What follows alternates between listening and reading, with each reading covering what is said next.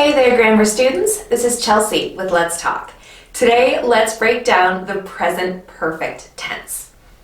And I'm so excited because it's my favorite tense. Present perfect tense is when we can get fun and we can talk about all the cool things we've done. So, did you know I have swum in the Amazon River? I have met the President of the United States, and I have been to 37 countries. Have you been to California? Have you gone camping? Have you climbed a mountain? All those statements and questions use present perfect tense, but it's used for a lot of different things. So let's go over those different uses for present perfect. The first one is to talk about a life experience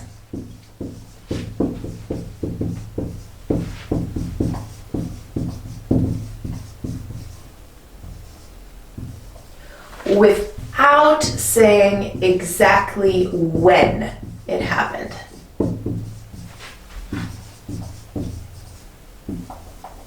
So let me give you an example. I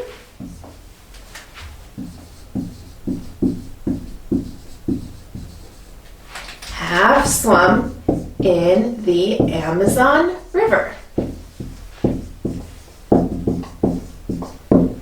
Maybe I was 5, maybe I was 15, maybe it was yesterday, maybe 5 years ago. I'm not saying exactly when, it doesn't matter. I want you to know that this is a thing I've done. I have swum in the Amazon River. Or I have met the President.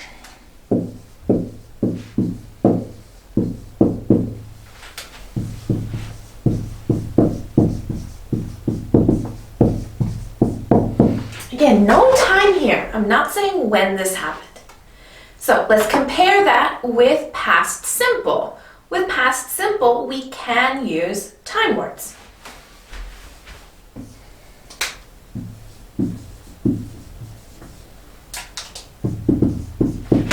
I swam in the Amazon River 13 years ago.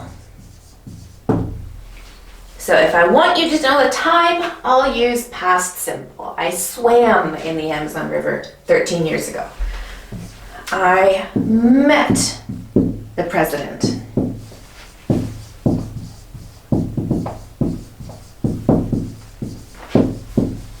When I was 18. So specific time here, I'll use past simple. When we ask about these life experiences, we often use the word ever in a question. Ever means at any time in your whole life.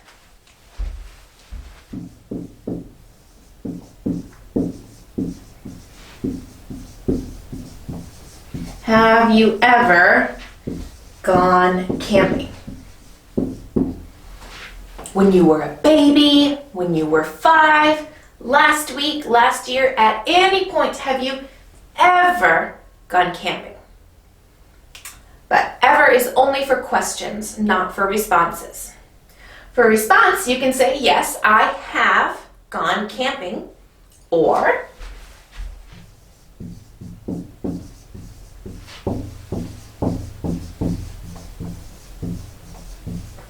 no, I have never gone camping. Never means not ever.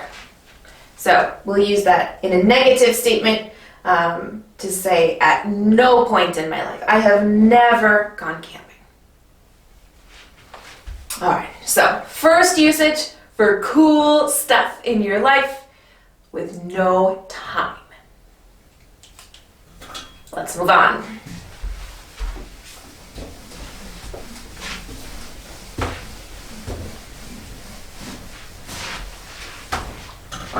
All right. Second use for present perfect is to talk about something that started in the past but is still true today. So, 5 years ago, I moved to the United States. 5 years ago, I moved to the United States. I still live in the United States today. I lived here 5 years ago. I live here now. So I can say, I have lived in the U.S. for 5 years. All right. I lived here 5 years ago. I still live here. This is still true. I have lived in the U.S. for 5 years. Or, I started teaching in 2013. I started teaching in 2013. So I taught in 2013. I am teaching today. I am still teaching. I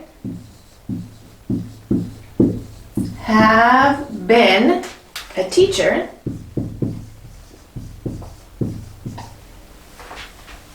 since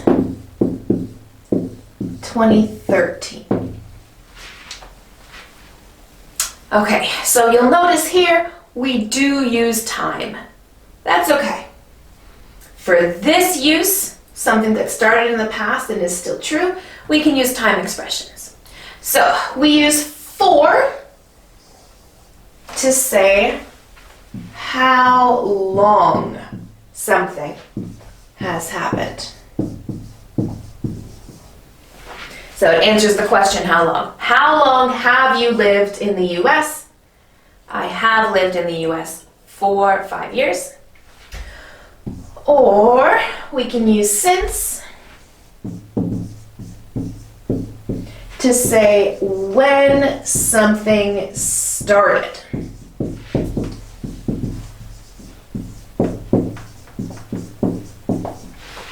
So since is one specific point in the past. For is a length of time. All right? And I can switch these. I have lived in the U.S. since 2016. Or I have been a teacher for 8 years. You can use either one. It's up to you. But for is a length of time. Since is a specific time in the past. All right, usage number 3.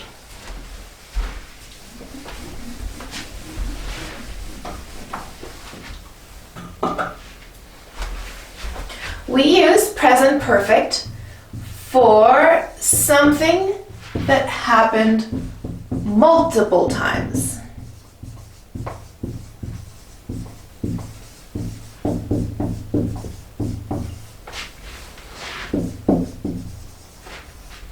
So let's say you find a new restaurant. You ate at that restaurant a month ago. You ate at that restaurant 2 weeks ago. You ate at that restaurant 1 week ago. And you'll probably eat there again soon. So we would say, you have eaten there 3 times. All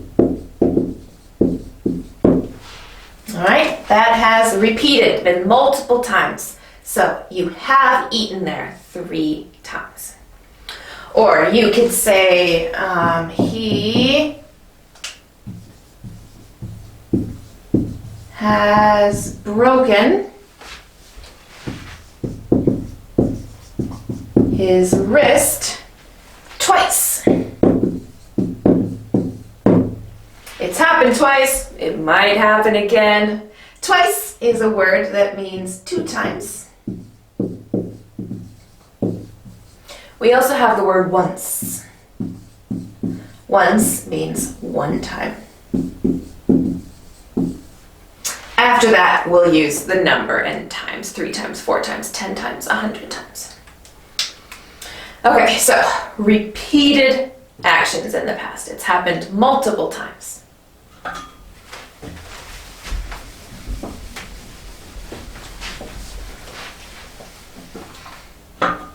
Next up, we use present perfect for an action that has recently finished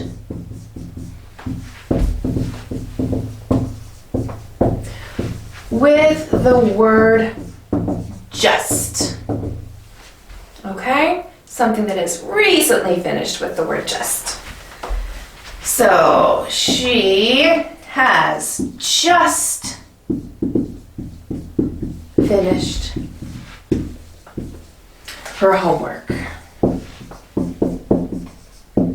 We'll put just between the auxiliary verb and the main verb. Has just finished her homework.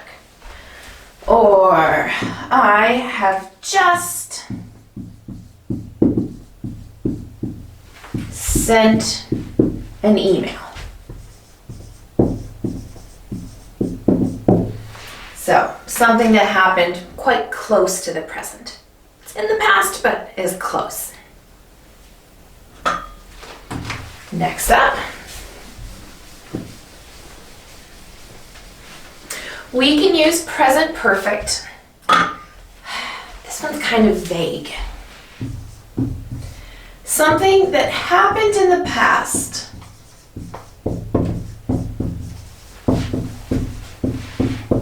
but it's affecting the present somehow. There's some effect it's having on a situation right now. So, for example, you could say, I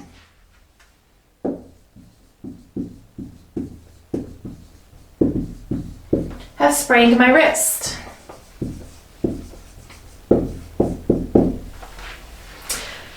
So I can't play volleyball, or so I can't type, so I can't drive.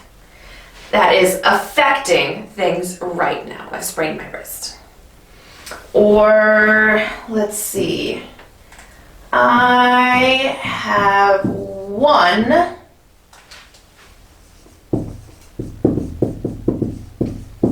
$1 million. Wouldn't that be nice? I've won $1 million, so I'm going on vacation. I'm going to buy a house. I'm going to buy a Corvette. There are effects on present, on what's happening now. Okay, next.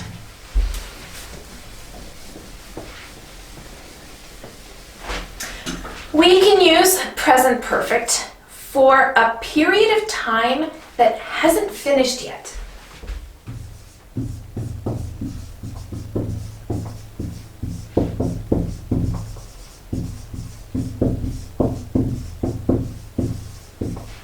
Okay, so imagine it's March 20th. So we're in the middle of March. March is not finished. March is still happening. So I could say,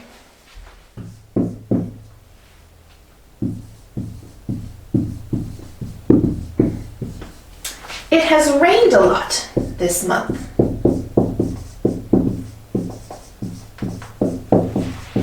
Maybe it will rain more this month, but this month is not finished. So it has rained a lot this month. Or let's say it's Thursday. One more day left in the week. The week is not over. You might say,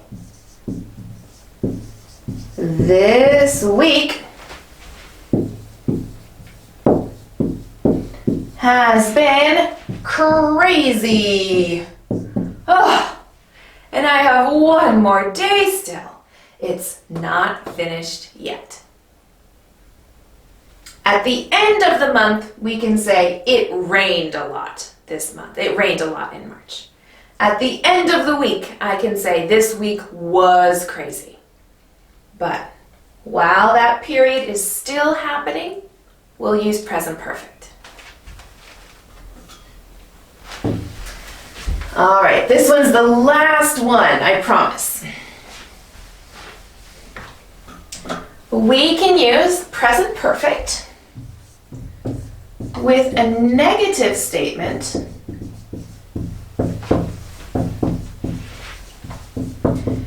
and the word yet to imply that it will happen. So I can say, I haven't eaten lunch yet. Yet will go at the end. When I say this, I haven't eaten lunch yet, it means I'm going to eat lunch. That will happen. It just hasn't happened yet. But it will. They haven't been to the hospital.